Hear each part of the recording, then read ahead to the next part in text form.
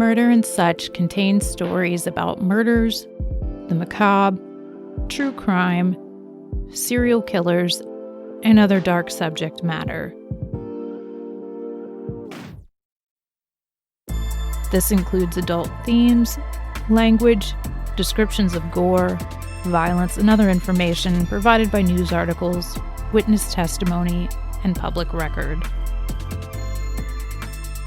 Murder and Such is not intended for all audiences, and although warnings will be set in place, listener discretion is still advised.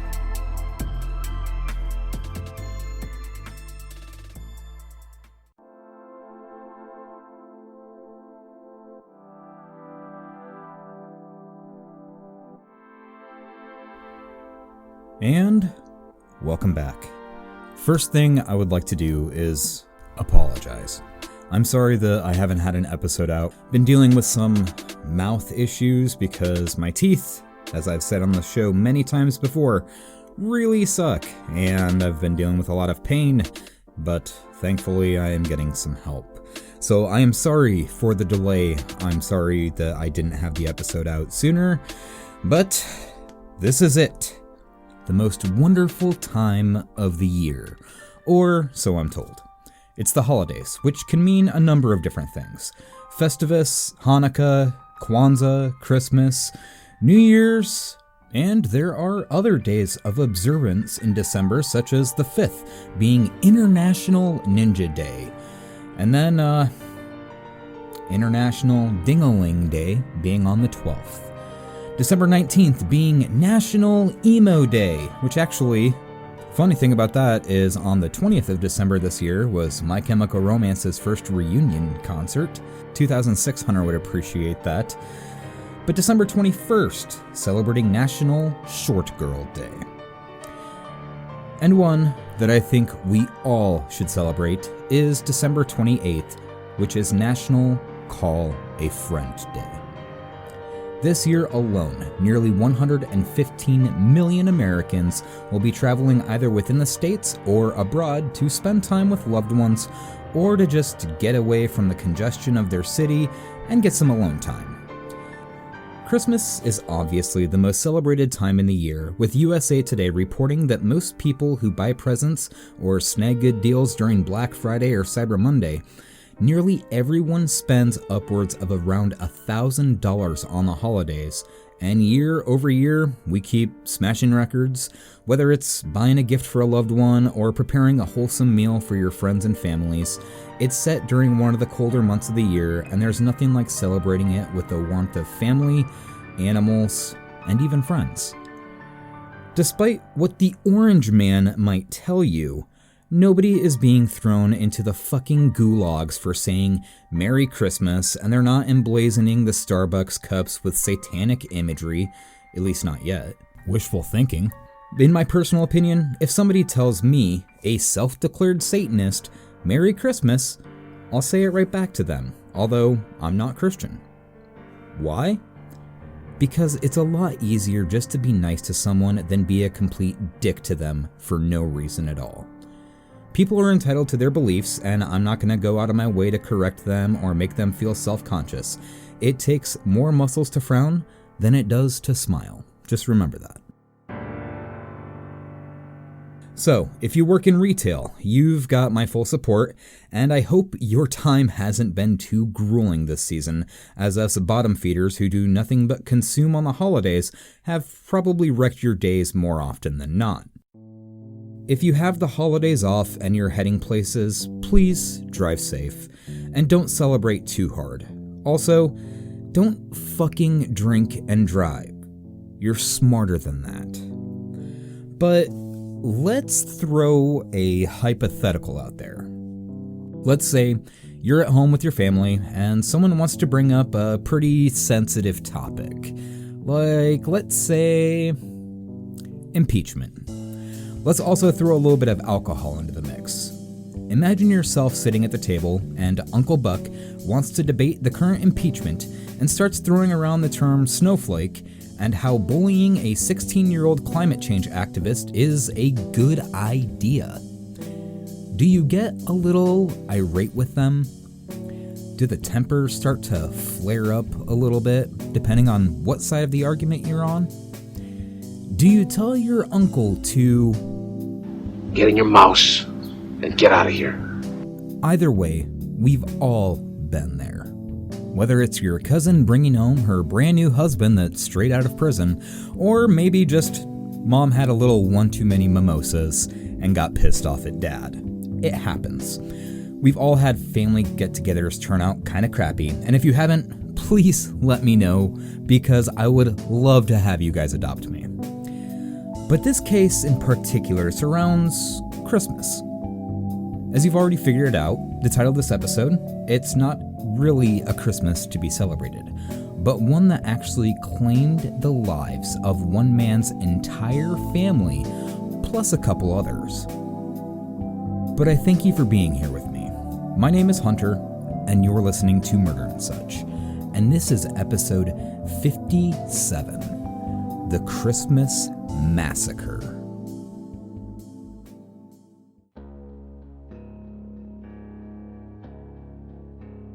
Well, Ronald Gene Simmons was born on July 15th of 1940 in Chicago, Illinois, to Loretta and William Simmons.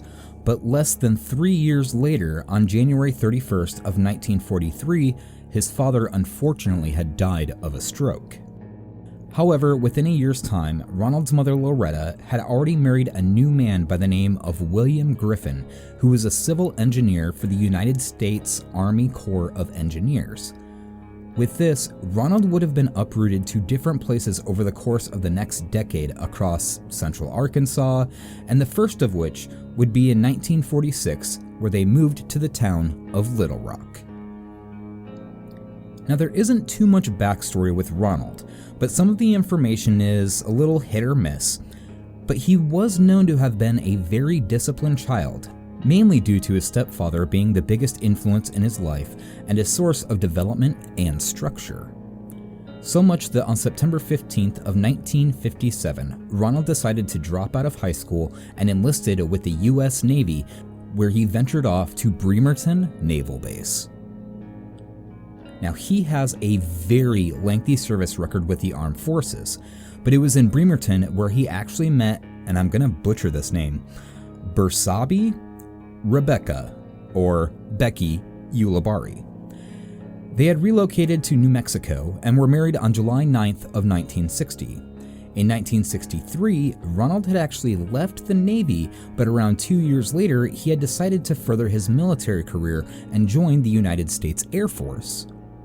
He was a very well-decorated soldier and was given a Bronze Star, which this is actually given to members of the U.S. Air Force for either heroic achievement, meritorious achievement, or meritorious service in a combat zone. He was also given the Republic of Vietnam Gallantry Cross for his service and had even received the Air Force Ribbon for excellent marksmanship, much like when I covered Jordan Dorner. Ronald was one hell of a marksman, no matter what kind of firearm he was using. That's something that he would later hone in even further. But while he was in the Air Force, he took great pride in his service and his commitment to his country. He was one of the most dependable engineers that could help out his fellow soldiers with almost any task that they threw at him. He was commemorated on various occasions for being the one to help out in a pinch and complete every task with precision accuracy. In the meantime, he had decided to have a bunch of children with Becky. Now, when I say a bunch of children, I'm talking 8, possibly, but really 9 children. I'll touch on the possibly in a little bit, but still, that's a pretty large family any way that you cut it. In all, he had 3 sons and 5, really 6 daughters. But another thing that started happening while he was in the Air Force, let's just say that Ronald was a very high-functioning alcoholic. According to a website called clarkprosecutor.org, it said that Ronald was very well known in the town of Cloudcroft, New Mexico. By looking at the imagery of this episode, you can see that Ronald himself is a very disheveled man. A very large beard, bald head, And I can't say for sure if he had any hair on his head back then, but just by his beard alone, he's not the kind of person that you would easily forget. A quote from the website was from one of his daughter's friends that said, quote, "He always had a beer in his hand all the time. He had one little room he would stay in all the time. It was dark and it seemed spooky and it stunk." He was a very brooding man, usually taken to alcohol to help him drown his sorrows, but usually ended up fueling his anger. Now, it's reported that he did have many run-ins with the law and with his neighbors, usually some sort of alcohol-induced dispute with the neighbors about his grass being too long or that he was being too loud at the late hours of the night. When it came to law enforcement, though, he had been cited for being unruly at the bar a few times, usually drunk, trying to start a fight with somebody at the bar or somebody who probably wanted nothing to do with the man. There were a few times when the police had actually pulled him over for driving while intoxicated, but it's also worth noting that the police knew exactly who he was and knew that he had eventually reached the rank of Master Sergeant within the Air Force. So he was a pretty distinguished man when it came to his military career by this point. I know it's not right, but they usually let him go with just a warning, or they made him walk, or sometimes they had even given him a ride home. But by November 30th of 1979, Ronald had decided to retire from the United States Air Force and hoped that he would just be able to live out the rest of his life in peace and quiet. But we all know that's not gonna happen. It's no secret at this point that Ronald was 100% an unabashed alcoholic. And we all know that alcohol, in the wrong hands, can fuck with your inhibitions. Well, let's just say that Ronald was doing some incredibly disgusting things with his own daughter, Sheila. It was stated that Ronald has been sexually abusing her for a very long time. It was somewhat of a family secret that almost everyone knew about, but nobody wanted to confront him on it. This guy would get drunk, then ease his way into Sheila's room, and unfortunately, would rape her. Well, this is something that would happen for years and years and years, and it's incredibly unfortunate. But you can tell what kind of monster Ronald was even by these incidents. Now, with Becky knowing this, she had attempted to leave Ronald a multitude of times, but had always managed to come back. She was a victim in this, as well as any other member of the family that Ronald had attempted to molest or rape or even resorted to physical and verbal beatings.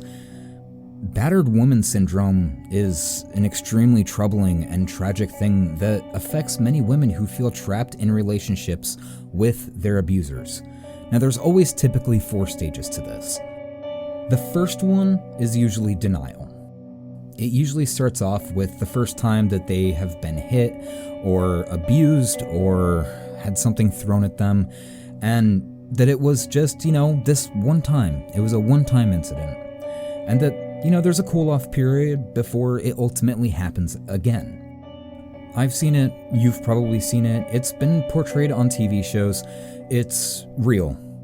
The woman usually doesn't accept the fact that she was just abused, or maybe she moves on to the next stage, which is guilt, and maybe she thinks that she deserved it. Maybe she thought that she had some kind of a smart remark, or she brought up something that her partner didn't like, or said the wrong thing, and that this physical, verbal, or mental, or emotional abuse is justified. And that's never the case. There's never any reason to have to put up with that. Now, the third stage of battered woman syndrome is enlightenment. This is the one where the needle starts to turn to the other side. The woman will realize that she's actually being abused and that she doesn't deserve it. Because no matter what, nothing constitutes someone being verbally or physically abused for any of their actions. So in this stage, she starts self-reflecting and noticing that she's not the one who's in the wrong. Instead, it's her abuser. Now, the fourth and last state is responsibility. The woman accepts the fact that she is not responsible for her abuser's actions. That's the big one, where all the blame is put rightfully where it's supposed to be, on her abuser. This is also where Becky had attempted to escape from Ronald and finally get away from the emotional, mental, and physical abuse not only against her, but also against her own children. But it's also worth noting that because of battered woman syndrome, a lot of women don't even make it to steps 2 or 3 because of fear of retaliation, or because spousal and partner abuse can sometimes end in homicide. But even when it's not fatal, women can suffer from short and long-term side effects, like anxiety, depression that can also go on to long-term, feelings like they have no control, feeling hopeless or worthless, a lack of self-esteem, and even damaging relationships with her friends or her family. But even the long-term side effects can include post-traumatic stress disorders such as flashbacks, violent outbursts.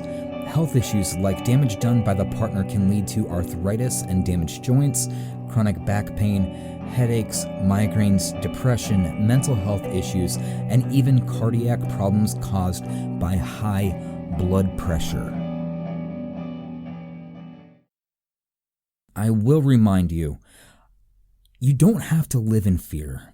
There's always help out there, and I know, I touched on this in the Tim Lambesis episodes, but please visit the National Domestic Violence Hotline at thehotline.org to talk to a specialist who can help you get out of your current situation and get you safe.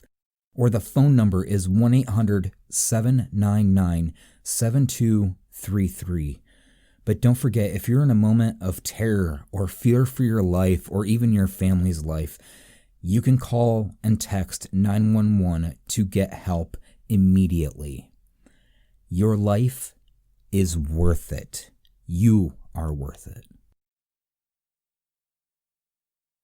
So, I can't say for sure what stages his daughter Sheila had gone through, but after Ronald retired, she finally had enough of it and reported her father to the Department of Human Services in 1980 after Ronald had raped her again and ultimately had gotten her pregnant. Sheila was 17 at the time of her reporting this incident. He was finally made aware of this on April 3rd of 1981 when the Cloudcroft Police Department served him papers that he was under an investigation. It was later in that year that he finally had decided that instead of staying around and waiting for his trial or his charges, he was going to flee the town and state and head off to the great state of Arkansas. Now, I looked up a criminal defense wiki and saw that in Arkansas, incest is a Class C felony, and I'm not sure if that had anything to do with it, but then again, laws do change over time. Either way, he packed up he and the rest of his family and headed east. This now disgraced Master Sergeant of the United States Air Force was now an incestuous, alcoholic, abusive asshole who's on the line for raping his own daughter and impregnating her, and now he's trying to flee prosecution and jail time. This guy is a monster.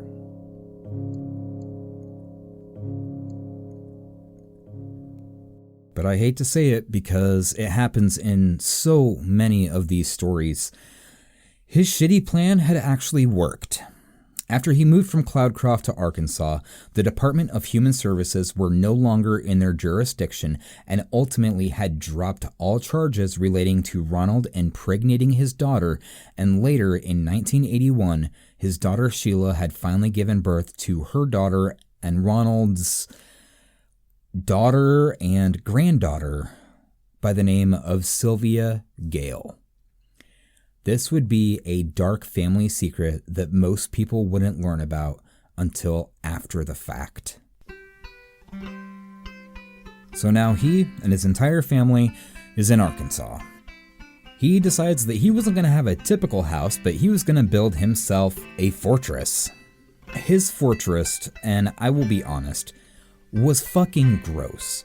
It was a single house comprised of 2 mobile homes that had fences as tall as 10 feet in some places, and the house itself, which, keep in mind, is just 2 trailers attached together, had no indoor plumbing and no telephone. So this guy really wanted to stay off the grid as much as humanly possible. He actually named his shitty little fortress Mockingbird Hill. Now, Dover, Arkansas is a very small town. The population, according to the 2010 Census Bureau, was that there's only about 1,378 people in its roughly 2.83 square miles, and it's located in the central part of Pope County. It's definitely the deep south, and there's a ton of wooded areas within Arkansas, so if there's somewhere you want to go to try to avoid the authorities, I'd say Dover is a pretty safe bet for you. Now, as far as work was considered, Ronald liked doing a lot of scrapper work, where, he would accumulate a lot of these metals and materials and try to flip them for some sort of value. Now, Mockingbird Hill was littered with a ton of broken down cars, sheet metal, and had always resembled something out of an episode of Hoarders. He called a lot of the metals and stuff on his property, quote, building materials, but a lot of them were placed in such a way to give himself more privacy from the outside world. As his mentality kept dwindling, his alcohol kept ramping up. Now, for real work, he had a string of low-paying jobs and none that he really wanted to stay at for too long. The vast majority of jobs that he worked at were located in nearby Russellville, Arkansas, that was located only 9 miles south of Dover across Interstate 40. Now, for some of his jobs, he was a janitor for nearly 6 months before he was found to have been drinking on the job. Then another time, he was forced to quit the Woodline Motor Freight Company as he was sexually harassing another coworker who continually kept denying his advances. Now, he worked as a rogue handyman for nearly 3 years, doing odd jobs for anyone who needed some car work, lawn work, some in-house electrical work, or any kind of odd jobs that he could get his hands on. Keep in mind, this guy was really fucking smart at one point in time, but when you add the paranoia, the alcohol, and the violent sexual appetite into the mix, you can almost pinpoint when he finally let go and became the monster that we know him for today. I will also make a small note that even though he was a rapist piece of shit, his family was still somewhat close with him. As time went on, his kids started growing up, getting married, having kids of their own. They'd come out and help Ronald and Becky with things around the house, including one time in the summer of 1987, where some of his sons came over to help him dig a trench for a third outhouse on their property. Because, there's no indoor plumbing still. But as time went on, and the kids started moving out and started their families, let's just say something more insidious started happening. Ronald had started becoming more erratic, constantly adding more fences to his fortress, telling Becky that, quote, the government is coming to get us. He was losing it. There were more attempts from Becky trying to leave the property again. At one time, she actually successfully made it out and could have gotten away from Ronald for good, but she eventually went back, and when she did, Ronald gave her the beating of a lifetime. She wasn't allowed to work after that point, and anyone who was living in the house was told to keep their mouth shut or else face the worst consequences imaginable. For some money, Ronald started working for nearly a year and a half at a Sinclair gas station mini-mart. Upon him quitting on December 18th, 1987, it was said that they were conducting an internal investigation where a bunch of missing alcohol could have gone. Now, considering Russellville is considerably larger than Dover, it very well could have been some, stupid kid stealing some alcohol or a little bit of beer falling off the back of a truck, But when they started looking closer into Ronald, they found that he had a severe alcohol dependency, and before they could nab him for the theft, he quit his job. So now you've got this guy who's well into his 40s, who was once known as a hell of a soldier, who was honorable, dependable, took great care with his career and his family, but now he is just a shadow of the man that he used to be. He has a bunch of kids, one daughter that he actually fathered with his own daughter. Ugh. A severe dependency on alcohol, and is on the lam for possible charges that he very well may not know that have been dropped against him. He's holed up in his own personal shitty shantytown with no indoor plumbing, no telephone, and almost no contact with the outside world.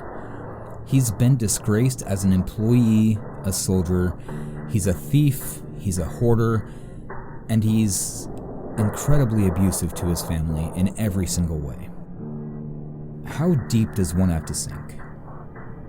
How horrible of a person could you possibly be before you turn the coin and try to do better with your life? Do you get substance abuse counseling? That could help. Do you get family counseling or start seeking treatment for your estranged family that you've alienated and abused? That could help as well. But when you quit your job and you sit in your stinky, smelly room surrounded by your thoughts, surrounded by your paranoia, fueled by alcohol, and unable to have a deep-hearted conversation with yourself about how you can change your life around, let's just say that therapy would probably be the last thing on your mind.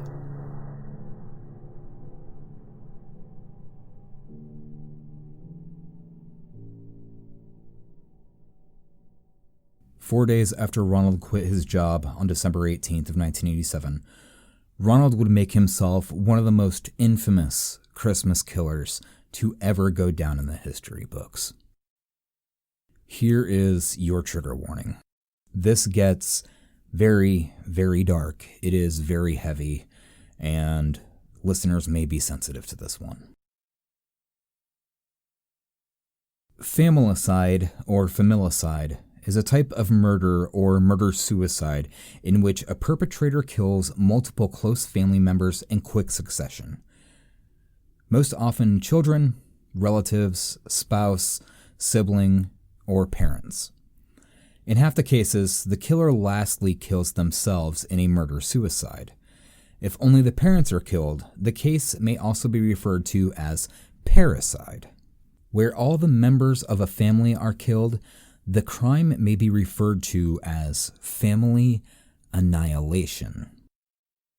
This is one of the few cases that I've actually heard about where you can classify this as family annihilation. So here we go. You've been warned. December 22nd, 1987. Ronald drives out to a Walmart and purchased himself a .22 caliber handgun. As I've discussed in multiple episodes, the .22 is the most widely used caliber handgun amongst serial killers. It's small, easy to conceal, and with the right accuracy, as Ronald knew how to handle a gun very well, you could kill someone with a single trigger pull.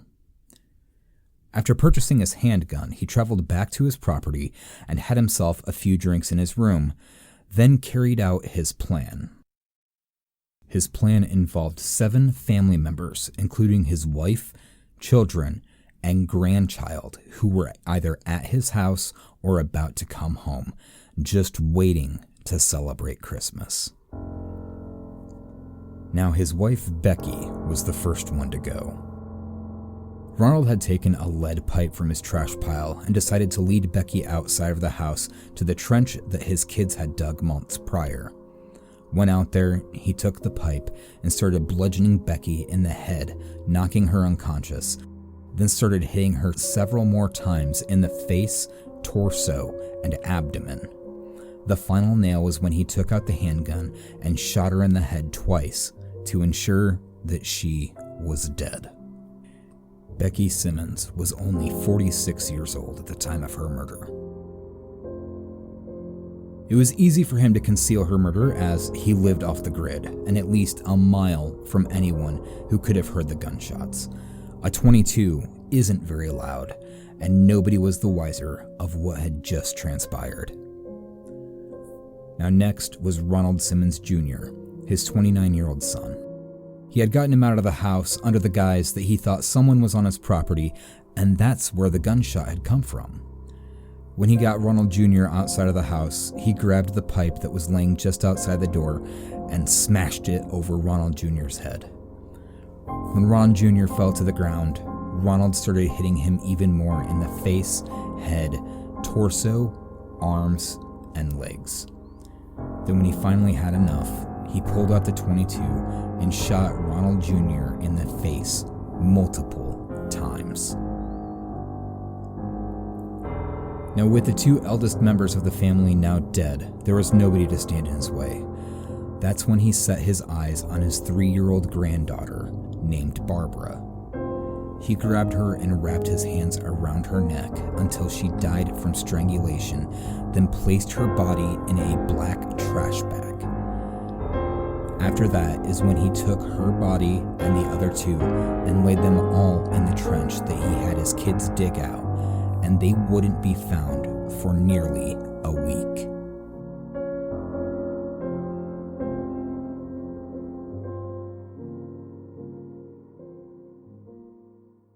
After that, he went back inside, cracked open some beer, and turned on the TV. He did this as he waited and plotted what to do when his other kids had come home. When the kids arrived off the bus, he had the plan of diversion. He started to think to himself, what could he do to keep all 4 of his teenagers away so he could take care of all of them? Then he thought of it. He propped up a rain barrel off the back side of the house and waited for the kids to come home. Now these kids ranged in age from 17 to 8 years old. So the first was his daughter, Loretta. He told the kids that he had a present for each one of them, and he wanted to give them their gift one at a time. So he brought all the kids into the house and told them to go to their rooms and wait for them to be called. At that point, he brought Loretta into the room and he had her shut her bedroom door. He brought her into the dining room and then proceeded to strangle her, then dragged her body out of the back of the house and stuck her head into the rain barrel and held her under until she stopped moving. Loretta was only 17 years old. The next was his son, Eddie. Eddie was beckoned out into the dining room, and Ronald had put his hands around Eddie's throat and strangled him as he dragged him out of the house and into the rain barrel and drowned him in that as well. Eddie was only 14 years old. The next was his daughter Marianne. She was only 11 years old, and she suffered the same exact fate as her two older siblings. The last was finally Rebecca. Rebecca was also strangled and held underwater until she was also dead. In a matter of hours, Ronald had claimed the lives of 5 of his children, 1 granddaughter, and his very own wife. He took all of the bodies out to the cesspit that they had dug for him, and he left them there and covered their bodies in kerosene. But he wasn't over yet. Not much is known about what Ronald had done at this point, whether he went into town, whether he had repented for what he had done, or if he just remained in a drunken stupor the entire time. But nothing he could have done could have brought back the 7 lives that he had just claimed. Now, 4 days pass. It's now December 26th of 1987, the day after Christmas. It's a lot different now. You can call someone and usually get a hold of them because everybody has cell phones. but they didn't even have one phone on the Simmons property. But the family had still known that they were supposed to go out to the house on the 26th and get whatever presents that they had, maybe have some laughs, maybe a couple drinks, maybe watch the best Christmas movie of all time, which is Die Hard. Fucking fight me on that. But around noon on the 26th is when everything unfolded and Ronald carried out the next step of his plot. Of course, Christmas is a time to spend with family, so the first to arrive were his 23-year-old son Billy and his 22-year-old daughter-in-law Renata, and their 1-year-old son, William Trey. Upon arriving at the house, he brought them in, pulled out his .22, and shot Billy first, then turned the gun on Renata and shot her, killing both of them instantly. He then took his 1-year-old grandson out back to the rain barrel and proceeded to strangle, then drown the child, and then wrapped the child in plastic sheeting, soaked the body in kerosene, and placed it in the trunk of a junk car on his property. He dragged the other 2 bodies into the lounge and then lined them up in a row, then covered their corpses with their own coats. And then he just waited. It was nearly an hour later that his daughter Sheila had shown up with her husband Dennis. Sheila being the mother of Ronald's youngest daughter, who was also Ronald's granddaughter, named Sylvia, who was now 6 years old by this time. But Sheila had another child with Dennis this time, and that was 20-month-old Michael. When they entered the house, Ronald pulled out the gun and shot Sheila twice in the back of the head, then turned his sights on Dennis and shot him 3 times, killing them both. He then focused his attention on Sylvia Gale, his youngest daughter, and strangled her to death at the age of 6. Then 21-year-old Michael was strangled and his body was taken out to the rain barrel and submerged until he was also dead. He wrapped Michael's body also in plastic, soaked it in kerosene, and left that child in the trunk of his parents' car. With the remaining bodies, he dragged them into the lounge with the other corpses and lined them up, then covered them in coats, except for Sheila.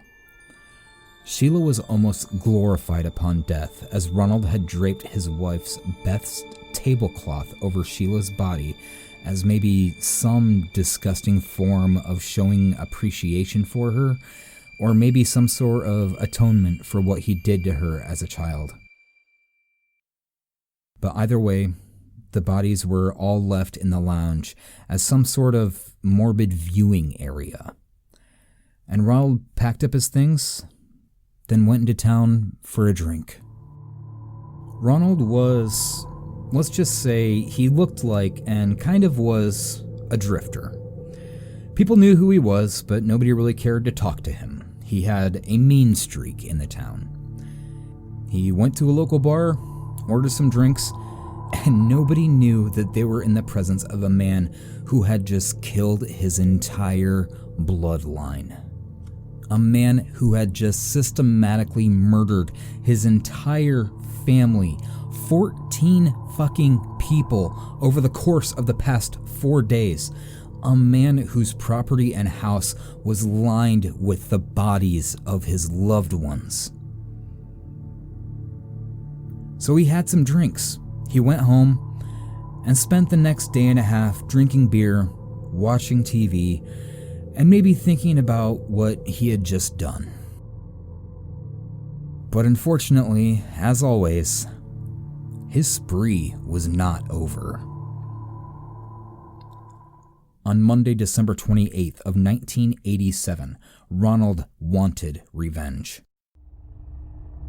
It's no secret that Ronald was sexually motivated in some of his actions. He fathered a child with his own daughter and was let go from other jobs where women had denied his sexual advances. He was sick, he was twisted, and even more now, a fucking serial killer. He set his sights on the town of Russellville, the town in which that held the job that he had quit just 10 days prior. He had an infatuation with a woman by the name of Kathleen, or Kathy, Kendrick. She worked at a local law office, and Ronald had been stalking her for some time.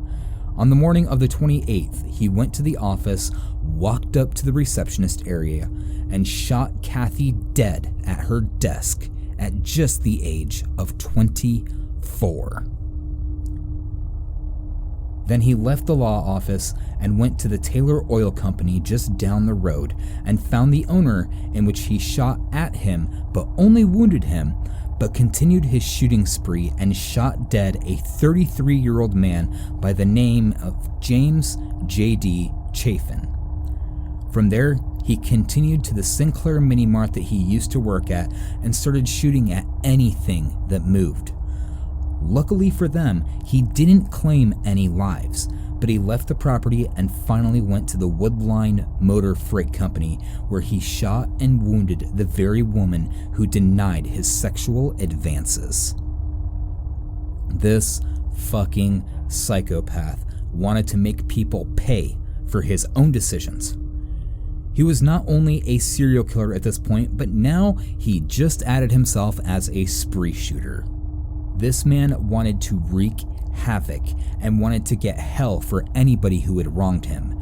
This once praised soldier, professional, and honorable man had finally converted to becoming the most incestuous, maniacal, alcoholic incel serial killer hell-bent on destruction and murder.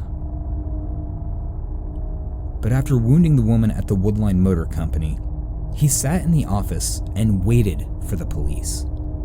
He even talked to one of the secretaries while he waited.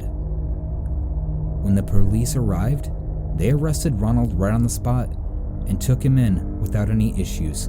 He even handed them the murder weapon. Now, as time goes on, during questioning, he admits to everything. He gave them everything that they needed, and at the time, they only knew of the 2 people he killed and the people that he wounded. But they would soon find out that what laid north of Dover, about 5 miles, would be home to one of the most horrendous murder scenes that they could ever imagine. When they showed up, they found the bodies. Ronald gave detailed information about where the bodies all laid on the property, including the 2 grandsons soaked in kerosene in the trunks of the cars, the bodies that were in the pit also covered in kerosene, and the ones that were lined up in the lounge. They found his entire bloodline had either been tossed haphazardly in a pit or lined up pristine in the lounge of the house. When everything was said and done, they charged Ronald Gene Simmons with 16 counts of murder, and he would eventually be known as the Hillbilly from Hell. For his charges, he would be sentenced to death. Now, Ronald did not want to go through all of the legal matters. He just admitted that he was guilty, and on May 16th of 1988, the Circuit Court of Franklin County had convicted him of capital murder and sentenced him to death for the murders of Kathy Kendrick and J.D. Chafin within the town of Russellville.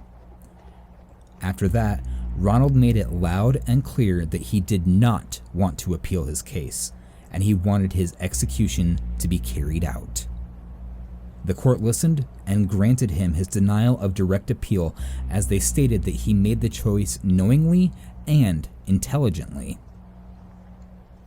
Now, his second trial was on February 10th of 1989, in which he stood for the murders of his 14 family members, and he was subsequently found guilty of capital murder and also sentenced to death on March 16th of 1989. During his sentencing, he actually gave a statement, and that read, quote, "I, Ronald Gene Simmons Sr., want it to be known that it is my wish and my desire that absolutely no action by anybody be taken to appeal or in any way change this sentence. It is further respectfully requested that the sentence be carried out expeditiously. End quote. And well, let's just say that he pretty much got his wish. Although his time in jail, let's just say, wasn't very kind to him. There were multiple inmates that had known who he was, considering this had mass media attention, and they kind of want to make him pay for it. When they found that he had killed 16 people, including a 20-month-old, they wanted to make him pay. So he had to be protected and separated from other prisoners as his life was threatened constantly. Because he refused to appeal his death sentence, the other prisoners believed that it was damaging their chances of beating their own death sentences and somewhat throwing them underneath the bus. But this was his choice. And on May 31st, the man that we all know, President Bill Clinton, who was the governor of Arkansas at that time, signed Ronald Gene Simmons' death sentence, or should say execution warrant. And in one of the quickest arrest to conviction to executions to ever happen in the United States, on June 25th of 1990, Ronald Gene Simmons finally got his wish, and he was given a good old shot of the bye-bye juice, and he was dead. Another thing that I found particularly interesting was that none of his relatives actually wanted to claim his body, so he was just buried in a potter's field. I will say that there's a lot of controversy behind his decision to have him executed pretty expeditiously, pretty quick, where it actually was brought up with Whitmore versus Arkansas, where one of the death row inmates wanted to actually file an appeal on Ronald Gene Simmons' behalf to not have him executed because they saw him as such a threat. That was Whitmore versus Arkansas, and I believe that that was actually taken in 1990, and it was an oral argument, but they actually stated that the 8th and 14th Amendments do not require mandatory appellate review of death penalty cases, and that individuals cannot file cases as next friend without prior relationship to the appellant. So if you get thrown in jail and somebody is facing the death penalty, you can't appeal their case for them. Either way, it seems that a lot more death row inmates these days are actually dying of old age rather than the actual execution. Now, one thing I did want to mention was there was a letter that he wrote to his daughter after she had reported him for raping and molesting her. And in the letter, it said, quote, "You have destroyed me, and you have destroyed my trust in you. I will see you in hell." End quote. But there we have it. That is the Christmas Massacre episode.